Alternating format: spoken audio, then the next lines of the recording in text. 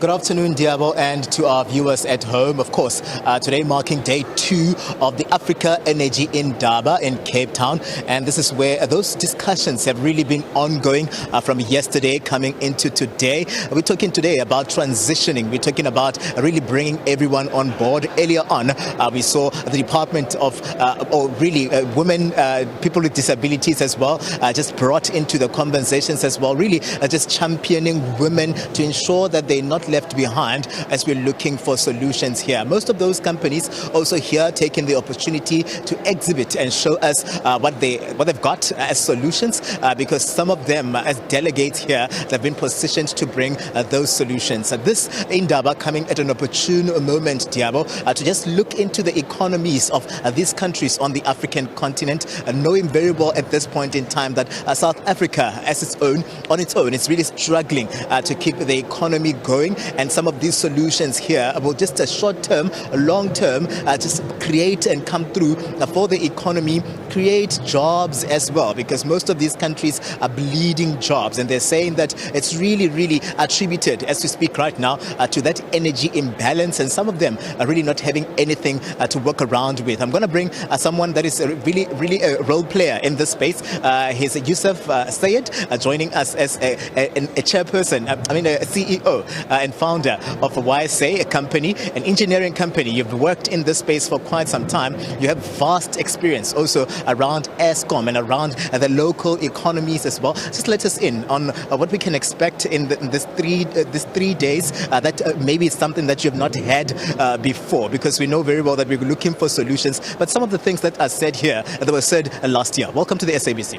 No, thank you so much. Good afternoon, Katlego, and to the viewers of the SABC. I think, you know what, I'm feeling energized at the Africa Energy Indaba, and I mean, it's amazing being here. You know, it's a very topical conversation that we need to have. I would also like to just take this moment to say, you know, it's International Women's Day. So let's give recognition to all those women out there. Hashtag embrace equity. And, you know, without them, they are key contributors to society, and let's hope we can integrate them into the dichotomy that we face today of energy. So, YSA, we stand for innovative solutions for every challenge. We're actually out-of-the-box thinkers. We play within the advisory space, also within the energy sector, to business, etc. And in a very nutshell, what we are problem solvers to business and problem solvers to nature. I think the conversations we've had over the past day leading to today and the closeout tomorrow has highlighted that these various exhibitors, various thought leaders are getting together to discuss potential ways of going forward within South Africa.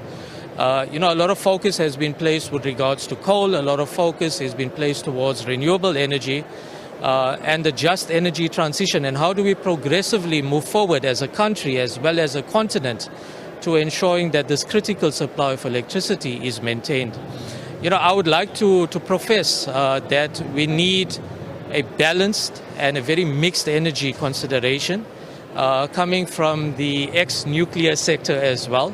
I think we need to consider all facets of energy, and also to proclaim that nuclear needs to be integrated with regards to the just transition energy plan, so that we can have more stable base load capability provided to South Africa in its entirety as well.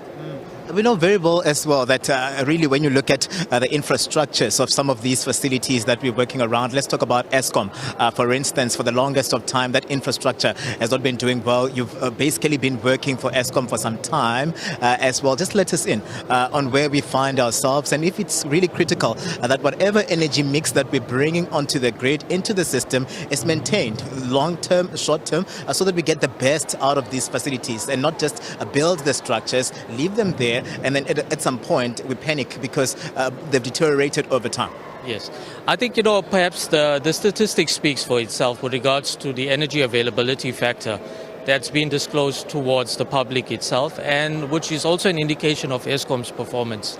So yes, being an ex-Eskomite and subsequently now to the founder and CEO role of YSA, what is imperative is the fact that we need to pay due cognizance to what we are saying.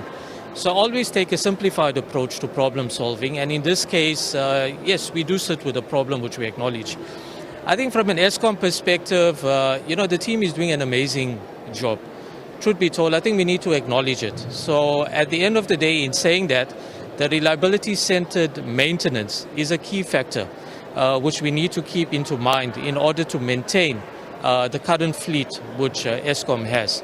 Yes, we do understand it's an aging fleet, and what is the key prerogative when it comes to reliability engineering, where we factor also reliability-centered maintenance, is also asset lifecycle management. So asset lifecycle management, what ESCOM should factor and has, is how do we maintain this infrastructure for their longevity itself over the period until the asset needs to be either disposed or decommissioned. So it's a tough question that ESCOM is currently residing. And I think, the errings of the past and unfortunate, the integration to maybe a more rapid and agile approach of addressing this has caught ESCOM and the country to where we find ourselves. But I think, we are in a position where I think, know where we are, perhaps what we need to do. And I always profess this even in my company or YSA, it's very simple. We need to understand and take the learnings, we need to take the learnings from the past in order to understand the present so that we can redefine and influence the future. I think ESCOM has the capability. South Africa as a whole, we have enough experts. I mean, the international market really seeks the experts from South Africa. And at the end of the day, we need these thought leaders and this think hub of experts, professionals, leaders to get together and apply our minds to have actionable and implementable plans and strategies going forward. Most definitely. Yusuf, let's leave it there. Thank you very much for your time. He's coming through from YSA, his company, and is one person that is an ex-ESCOMite, as he mentioned there, Diabo, but pushing and coming through to help this engagement here to come through with solutions, not only for ESCOM, but also for other power utilities that exist in other African countries that are also struggling to keep the lights on. It seems like we're inching towards the light, and let's just stay focused, and hopefully those solutions will come out of this day too. Diabo?